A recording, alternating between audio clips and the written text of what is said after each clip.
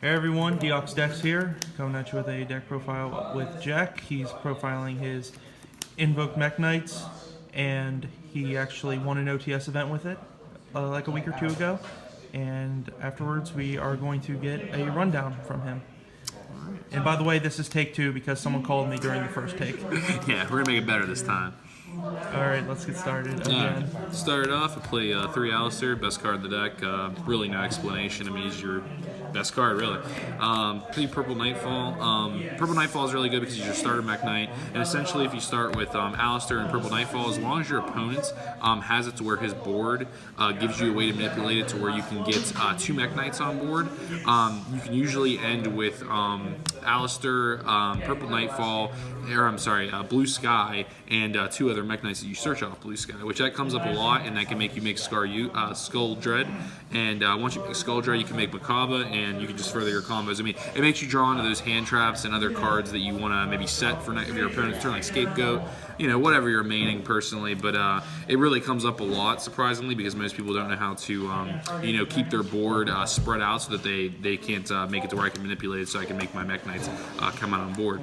Next, play 3 Blue Sky. He's essentially the best Mekk-Knight, mainly because he searches other Mekk-Knights equal to the amount of cards in my opponent's column. So if I special summon him here and my opponent has 2 cards in his column prior to this column, I can search 2 Mekk-Knights other than himself, obviously, but it's really broken. That's what sets you up to make Skull Dread, essentially, mainly because of Indigo, and Red Moon is just essentially a popper.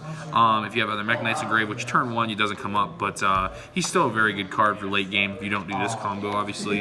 Indigo helps you get there because you can special summon him out and then move him over, special summon out the other Mekk-Knight, which comes up pretty good bit often, to be honest. So it's definitely pretty well. Next, you play 3 of each hand trap that are really good this meta. 3 Veiler, 3 Ogre, and 3 Ash.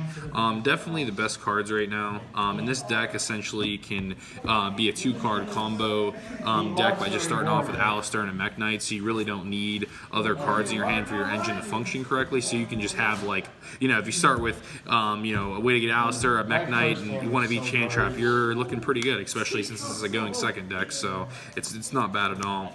On to the spells, play 3 Terraforming and 3 Magical Meltdown. You essentially play 9 Alistairs. Sometimes you see too much of that engine, but personally you have to see your Invoked, or you're probably going to lose, because the Mekk-Knights just don't get you there without having the Invoked engine to back it up. So you personally have to see that, and that's to go with that. 3 Invocation. Alistair getting Ash and Veiler is too strong right now, so you need to have that Invocation as a backup to get your you know, fusion off, and it comes up a lot because, especially in the mirror match, knowing that we both play a bunch of hand traps, it comes up a lot where if I have this, I'm kind of making them almost -1 to a sense, and then being able to still make my fusion, making them waste the hand trap. So it comes up a lot where 3 is necessary now, and I'm sure other people have seen a billion videos of every Invoke player playing 3 now, even the pure, so it makes sense. 3 Scapegoat, you want to see it, it's the GOAT, literally the best card, don't need to explain it. 2 Pot of Desires for consistency. What are those, German? Oh yeah, them Top Der Burgunder. Yeah, whatever you call it. 1 Regeki, 1 Dark Hole. It's a going second deck, so you want to see destruction for in case your opponent makes a board, or at least bait. One Monster Reborn, just because it's a staple now. 3 if evenly matched. I've seen a lot of builds not maining this. I personally love maining this because even if it doesn't get the resolve, it's still a good bait against your opponent, because you'll be able to you know, do your plays if they waste their negate on this, like Solemn Judgment, or if you're going against the Pendulum deck and they, you know, happen to negate it with whatever. So it's definitely the best card in my opinion to me. It's very mainable. I actually personally preferred it in the side. I feel, yeah, there's a lot of controversy with, like, you know, if whether to main it or side it, like for going second decks. I like it personally in this deck going first. It comes up a lot where it helps me a lot, and so far it hasn't been bad to me. It's helped me win a lot of games, especially that OTS. This won me like 3 games, so it definitely comes up a lot. 1 Solemn Judgment, just because like late game, if I top deck this and I have a little bit of advantage, it's just going to make me win the game more than likely. So main deck's 41 cards. probably wouldn't change anything. It's pretty good that way. On to the extra deck, the 4 tokens. Because Scapegoat. Play 2 Macabre. I may bump this up to 3. I haven't decided yet, but it may come to 3. I would do it. Yeah, most of the time I never really go into 3, but I guess it's never a bad idea to have a 3rd just in case. So it'd probably get bumped up to 3. 2 Purgatrio. He's really good in the Pendulum matchup. That's why I play 2 of them, and you always have a fire target usually because of Ash as well. Plus, he can win you games. I mean, I beat an ABC player one time with this because of the piercing damage after he brought him back off of Buster Dragon. 1 Elysium. This is going to get taken out for either the 3rd Macabre or the Earth one. It's just not as good as I was hoping it would be, and you don't make it as much. So it's really good. It's really OP, but you don't make it as much, and it's just not that good. It's just dead more often than not. Yeah, it's dead more often than not. 1 Borla because Scapegoat needs the goat right now. 1 Skull Drake, because like I said with the combo, you can easily make this and then draw all the cards you need to further just wreck your opponent more or less. 1 Decode Talker comes up sometimes. Good generic Link 3. 1 Ningirsu for Scapegoats comes up a lot. 1 for the Ib for the Scapegoats. 1 Akashak Magician. I side Kaiju, so this will always be in my extra deck if I side Kaijus. Plus, also it's a Link 2 that I can easily make with 2 Mekk-Knights, and it comes up where sometimes if my opponent put like a monster that's like untargetable or whatever in the wrong zone, I can usually sometimes Akashak it away or do it to my own Kaiju obviously and get my Kaiju back. 1 Link Spider because of the goats. 1 Link Kuribo to go with that. That's even making these 2 is also another way to get Akashak Magician because they are both Cyberse monsters, so it comes up sometimes. 1 Mrs. Radiant for goats as well, and 1 Underclock Taker. This actually comes up, believe it or not, like literally every game. Usually if I can sit on Macabre and next turn I activate, goats, and I bring out my goats.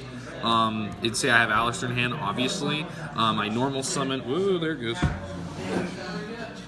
Rip. No wonder it's called Underclock. Normal summon Alistair per se, get your invocation, and then link these 2 away for the Underclock Taker, and then it opens up my board a little bit more so I can actually start making link plays and whatnot. And it comes up sometimes, but I believe it or not, I make this every game. Like there's never been a time where I don't make this, so this will always be. There's even a time where I was trying 2, but it's good at 1 because it only comes up usually 1 time. Because it's still 1,000 attack monsters, so it's not that strong. It's only good most of the time for either opening up my link plays or trying to get over a big monster my opponent has. Onto the side, it's pretty standard really. I play 3 Kaijus, Sticky String in case I open up 2, just so I can get over my own Kaiju. That's just mostly for True Draco and sometimes Pendulums. 3 Mind Control. This is really good. It's a going second deck. A lot of people are making this over evenly, and I can understand that, but I don't like this against certain matchups, and it can be dead against certain matchups. Like True Draco, for instance, if they have Masterpieces and affected by spells, it's a waste of a card, and you can't do much. But I don't know. I never liked it in the main. I saw a lot of flaws in maining it, but it's a really good card in the side because some matchups it's good bait, and it's also good to take their monster and link with Underclock Taker with the Alistair that you probably normal summon and then make Macabre, which comes up a lot. 3 Cosmic Cyclones. It's a good side, Draco. Yeah, Draco. A lot of different stuff. Pendulum, whatever, 3 Unending, mostly for Pendulum. It's also good against True Draco. Pretty much any of the meta right now, even the mirror match. I mean, stops them from getting Alistair. I probably wouldn't side it for that. It's better against like Trick Stars because they, see Light Stage a bunch of times and then go into, get their Cantina, whatever. Besides, it's once per chain. So. Exactly. So you gotta, it's alright. It's alright. It's better for Pendulum and True Draco. And then to finish it off, I play 3-Day Barrier because this shuts down the mirror match and it shuts down Pendulum. So that pretty much does it. Down everything. Not everything, but it shuts down a little bit.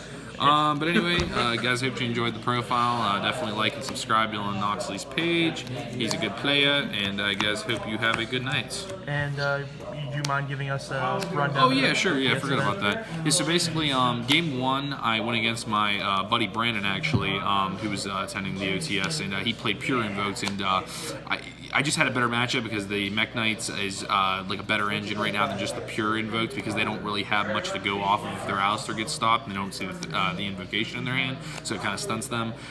Game 2, I believe I played, what was it? Oh, game 2 I played against my buddy Justin actually, who was playing the mirror match, and I lost to him, which was my only loss after Swiss. And then game 3, I played against ABC, and I would have lost if it wasn't for Purgatrio because I did piercing damage to finish him off. Game 3. Game 1, I actually scooped on purpose. He was confused. I did it because I accidentally forgot to take out my sides from last game against my buddy Justin, and I still had D-Barrier in. And I was like, nah, I'm not doing it. I'm not cheating, so I just scooped. Game 2, I beat him, and then Game 3, he thought he had me because I forgot to. I should have banished his B to make Makaba, and he wouldn't have been able to make Buster next turn. I forgot to. Still made Buster, blah, blah, blah. Long story short, I made Purgatrio on my turn after he tagged out for his 3 monsters, piercing damage for game with some Mekk-Knights. He died. Round 4, I played against Pendulum Magicians. I actually, I should have lost that game. He was not very good as a Pendulum player, believe it or not. Like, even though he was in like the top 8 at that specific time, and I should have lost. At my game 3, I opened up Scapegoat, Invocation, Gamma-Seal, and I still won that game. So, long story short, I got lucky because he was just doing weird combos that didn't progress him, and I just ended up winning because of Scapegoat. The last round for top 8, I played against Grass is Greener, Light Sworns, and I ended up beating that because game 3 he opened up just complete bricks. It was like all one-of cards you don't want to see in your hand, and you want to mill if anything. The only one-of you want then is Grass. Yeah, and then finally into the top 8, I played Paleozoics round 1. I beat him because of evenly matched. I evenly matched in his at the end of my battle phase. After obviously just going standby main battle phase, he negated with Solemn, and then I activated still at the end of battle phase, I activated second evenly, and he just scooped because, I mean, he lost all his advantage. And then the next game after that, I played a Trickstars, and I beat that because game 3, he pretty much just bricked. Game 1, he got me. Game 2, I got him. He never droll and locked comboed me because I kept setting cards. I was just playing around because I actually played Trickstars before this deck is called. And then for the final round of the tourney, ironically, I played Justin, who beat me before Swiss. I only lost the game, and then I, for first place, got lucky and beat him for the last round. It was a really nitty-gritty game. Literally only won because I top decked Alistair was enough damage to poke for game with Purgatrio. He effectivated my Purgatrio to make it less attack, but I used my Alistair to push just for that enough damage to win the game. So it was literally because I top decked Alistair. So that was literally the only way I won. But other than that, that was the breakdown. Again, I hope you guys enjoyed the deck profile. Let me know what you think of the deck. Like I said, like and subscribe to Dylan Oxley's page, and you guys have a good day. Thank you.